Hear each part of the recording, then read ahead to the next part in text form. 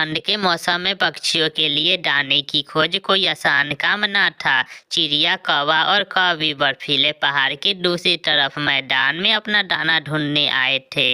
मैं तो आज बहुत थक गई हूँ चिड़िया, इतनी दूर आना बहुत मुश्किल है।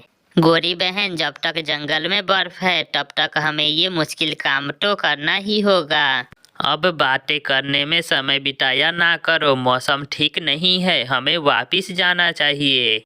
वो सब वहाँ से उड़ते हैं। अभी वो सब आधी रास्ते में ही पहुँचे थे कि तेज बारिश शुरू हो जाती है। एक तो ठंड का मौसम और दूसरा बारिश, ये तो पक्षियों के लिए बड़ी परीक्षा थी। वो सब एक पेड़ के डाल के नीचे बैठ जाते हैं। मुझे बहुत ठंड लग रही है, मैं और नहीं उड़ सकती। चिड़िया, वो सामने कोई घर है, क्यों ना हम वहाँ जाएं? हो सकता है वो पक्षी दयालु हो और हमें थोड़ी देर अपने घर में रख ले।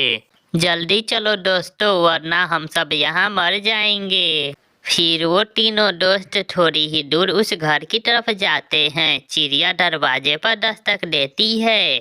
कौन है? दरवाजा खुला ही है, जो कोई है अंदर आ जाए। चिड़िया, गोरी और कालू कौवा घर के अंदर चले जाते हैं। माँ जी, क्या ये घर आपका है? हाँ बच्चों, ये घर मेरा ही है और मैं इस घर में अकेली ही रहती हूँ। माँ जी, बाहर बारिश बहुत तेज है, हम थोड़ी देर आपके घर में ही रुकना चाहते हैं। क्यों नहीं, जब तक आप चाहें यहाँ रुक सकते हैं। मैं आपके लिए गरम गरम चाय बनाकर लाती हूँ। फिर वो बूढ़ी फाख्ता आने वाले पक्षियों के लिए गरम गरम चाय बनाती है। बाहर तो बारिश ने पूरे जंगल में शोर मचा रखा था और बादल की करक से पूरा जंगल डर गया था। गरम गरम चाय पीकर चिड़िया की जान में जान आती है और वो सब पहले से बेहतर महसूस कर रहे थे। गोरी कवि की नज़र सामने अलमारी में जाती है जो खुली हुई थी और उसमें एक सोने का हार था। गोरी कवि कालू को इशारा करती है। वो सामने खिड़की में से क्या नजारा आ रहा है? बेटा कौवे, वो बड़ा पेड़ है और क्या है? चिड़िया, देखो देखो, तुम भी देखो, वहाँ क्या है? जब वो सब खिड़की से बाहर देखते हैं तो गोरी कवि बूढ़ी फाख्ता के अलमारी से उसकी हार चुरा लेती है और थोड़ी देर बाद बारिश खुल जाती है और सभी पक्षी बूढ़ी फाख्ता को अलविदा कहते हुए वहां से चले जाते हैं। सभी पक्षी सुरक्षित अपने जंगल पहुंच जाते हैं। कालू, मेरी बचपन की इच्छा थी कि मेरे पास ऐसा सोने का हार हो, और मिला भी तो कहाँ से? उस बूढ़ी फाख्ता के घर से। वो बूढ़ी फाख्ता तो रो रही होगी, हमारी सेवा की उसने और हमने उसका हार भी चुरा लिया है। मेरा हार कहाँ जा सकता है? ये हार तो मेरी माँ ने दिया था मुझे। मैंने माँ से वादा किया था कि मरते दम तक इसे अपने पास रखूंगी। वो बदमाश पक्षी ले उड़े, वो बदमाश पक्षी मेरा ही हार ले उड़े। मैंने उन्हें बारिश में आसरा दी, चाय पिलाई और जाते हुए मेरा ही घर लूट कर ले गए। बूढ़ी फाख्ता को उन पक्षियों पर बहुत गुस्सा आ रहा था। गोरी कवि जैसे ही वो हार अपने गले में पहनती है, वो हार गोरी कवि की गला दबा देती है। बचाओ कालू, बचाओ कालू, ये हार तो मेरी गला दबा रहा है। कालू वो हार उतारने की कोशिश करता है। गोरी, ये हाथ तो तुम्हारे गले से चिपक गया है, ये नहीं उतर रहा। गोरी इधर उधर भाग रही थी। कालू, ये मार देगा मुझे, प्लीज इसे उतारो, ये तो कोई शैतानी हार है। कालू कौवा भागा भागा चिड़िया के पास जाता है। चिड़िया चिड़िया, जल्दी आओ, जल्दी मेरे साथ आओ। चिड़िया कालू कौवे के साथ जाती है। चिड़िया, ये हार गोरी ने उस बूढ़ी फाख्ता के घर से चुरा कर लाई थी और जैसे ही गोरी ने इसे पहना तो ये हार गोरी की गला दबा रहा है, इसे उतारो।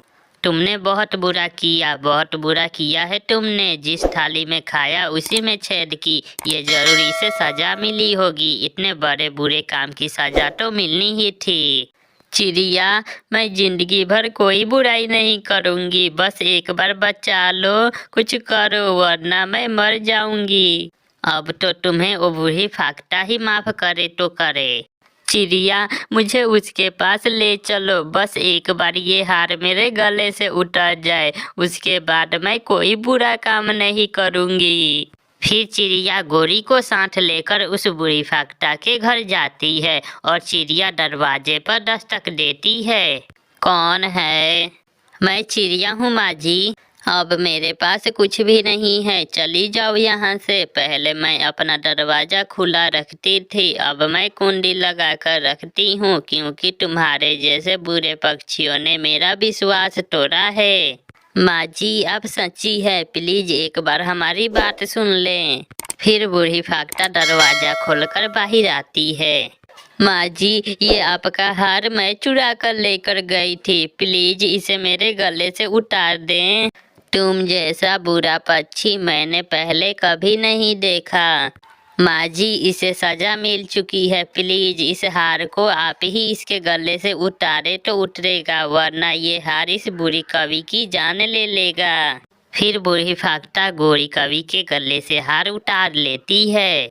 माँ जी मुझे माफ कर दे, मैं वादा करती हूँ मैं फिर कभी ऐसे काम नहीं करूँगी। ऐसे गोरी को चोरी करने की सजा मिलती है। कालू, पूरे जंगल में एक फल का पेड़ है जिस पर फल लगे हुए हैं, तुम किसी तरह दूसरे पक्षियों को उस पेड़ से फल खाने से मना करो। गोरी, अगर दूसरे पक्षी वो फल ना खाएं तो ठंड के दिन बहुत आराम से गुजर जाएंगे, हमें उन पक्षियों का कुछ करना होगा। फिर कालू कौवा अपने घर से कुछ दाने लेकर चिड़िया के घर जाता है और उससे कहता है, चिड़िया चिड़िया, पहाड़ों पर जो गुफा है उस गुफा में ढेर सारे दाने हैं, देखो देखो मैं भी वहीं से दाना लेकर आ रहा हूँ। कौवे भैया सच क्या? आप सच कह रहे हैं? हाँ चिड़िया, आप अपने दोस्तों को लेकर जाओ और जाकर गुफा से भोजन ले लो। फिर चिड़िया जल्दी से मीठू और कबूतर के पास जाती है। मीठू और कबूतर, मुझे कौवे ने बताया है कि गुफा में बहुत सारा भोजन है, चलो हम भी गुफा से भोजन लेकर आते हैं। चिड़िया जल्दी चलो, मुझे बहुत भूख लगी हुई है। मैं भी कल से भूखा हूँ चिड़िया। गोरी जल्दी आओ मेरे साथ, मैंने उन पक्षियों को खत्म करने का उपाय निकाल लिया है। कालू जी कैसा उपाय, कुछ मुझे भी बताओ। मैंने पक्षियों को गुफा के अंदर झूठ बोलकर दाना लेने भेज दिया है, जैसे ही सारे पक्षी गुफा के अंदर जाएंगे तो हम दरवाजा बाहर से बंद कर देंगे। और ऐसे वो गुफा में कैद हो जाएंगे और हम खाएंगे मीठे फल अकेले ही। कौवा और कौवी पक्षियों के पीछे पीछे जाते हैं। जैसे ही सारे पक्षी गुफा में चले जाते हैं, कौवा और कौवी जल्दी से जाकर गुफा के मुंह पर एक बड़ा पत्थर रख देते हैं और बाहर से सूखी लकड़ियाँ गिरा देते हैं। कबूतर भैया, यहाँ तो कुछ भी नहीं है, ना दाना ना पानी। उस काले कौवे ने जरूर हमसे झूठ बोला होगा। ये जरूर उन कौवों की कोई चाल होगी, हमें जल्दी से गुफा से बाहर जाना होगा। वो सब जैसे ही गुफा से बाहर निकलने लगते हैं तो गुफा का मुंह बंद देखकर वे सब हैरान हो जाते हैं। रास्ता बंद है, बाहर से किसी ने रास्ता बंद कर दिया है। मिठू तो रोने लग जाता है। क्या अब हम यहाँ भूख से मर जाएंगे? चिड़िया बहन, बहुत बुरा हुआ, उन कौवों ने हमारे साथ बहुत बुरा किया। आप चिंता ना करें, जो दूसरों का बुरा सोचता है हमेशा उसका अपना ही बुरा होता है। खाओ खाओ कालू, मीठे मीठे फल खाओ, अब और कोई नहीं है जो इस पेड़ से मीठे मीठे फल खाए। वो सब तो मरेंगे भूखे उस गुफा में। फिर कौवा और कौवी मजे मजे से फल खाने लगते हैं। 2 दिन गुजर जाती है। चिड़िया, कबूतर और मीठू गुफा में भूखे बैठे हुए थे। अब मीठू टोटा रोता हुआ गुफा में दूसरी तरफ जाता है और हैरान हो जाता है। वहाँ तो ढेर सारे दाने और पानी थे। वो अपने दोस्तों को भी आवाज देता है, जल्दी आओ दोस्तों, जल्दी यहाँ आओ। चिड़िया और कबूतर भी वहाँ आ जाते हैं। मीठू, यहाँ तो बहुत सारा दाना है।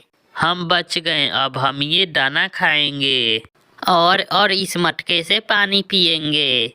फिर वो तीनों मजे मजे से दाना खाने लगते हैं और उनकी जान में जान आती है।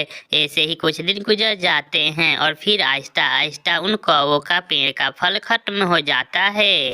कालू, इस पेड़ से तो फल खत्म हो गए, अब हम क्या खाएंगे? गोरी, चलो जंगल के दूसरी तरफ जाते हैं।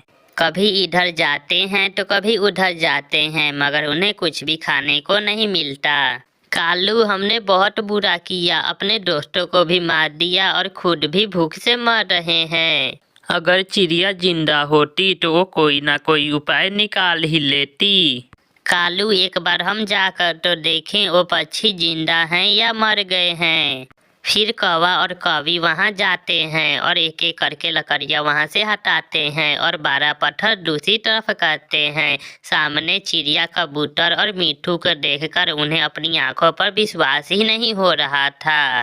चिड़िया, आप सब जिंदा हो? हाँ, तुम दोनों ने तो हमें मारने की पूरी कोशिश की थी, मगर ऊपर वाले ने हमें जिंदा रखा। हम यहाँ बहुत मजे से हैं।